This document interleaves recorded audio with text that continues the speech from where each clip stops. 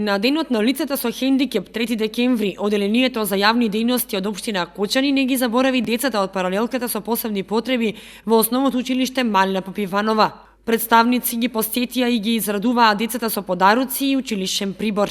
Би сакала само уште да упатам така еден апел дека овој ден, 3 декември, може би е ден само да се потсетиме дека има и лица кои што не така лесно ги обавуваат секојдневните обврски, односно имаат потешкоти, и дека ова да не биде само потсетување дека треба сите ние, без разлика како поединци, без разлика каде се наоѓаме во институциите, фирми или како поединци, да се трудиме на овие лица на секој можен начин да и помагаме, пред се да бидат прифатени во средината каде што живеат, а и да и помагаме на секој друг начин како што можеме и умееме.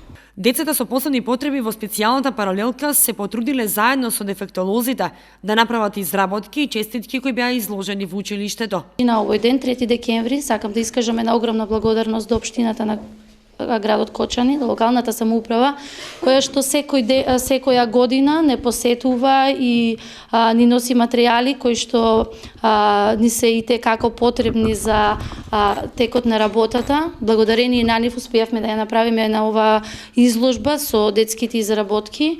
Значи, ова е една многу интересна техника која што ја спроведуваме со учениците со посебни образовни потреби, значи филигранство со хартија. И овие ученици се доста активни во наставата и образовниот процес.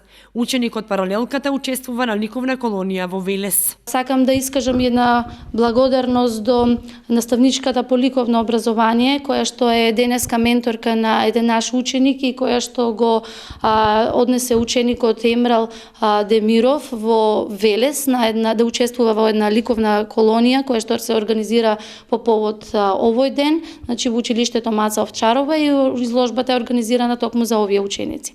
Во моментов паралелката со посебни потреби во основното училиште Малина Попиванова брои 16 ученици, распоредени во 3 паралелки, една во оделенска и 2 паралелки во предметна настава. Со нив работат 20 дефектолози вработени во училиштето. Инаку, од неодамна започна и проектот Инклузија на децата со посебни потреби во редовната настава и има ученици кои веќе се инклузирани, но инклузијата е за одредена група ученици, така што ваква паралелка мора да постои, оти тука добиваат адаптирана за нив настава и програма.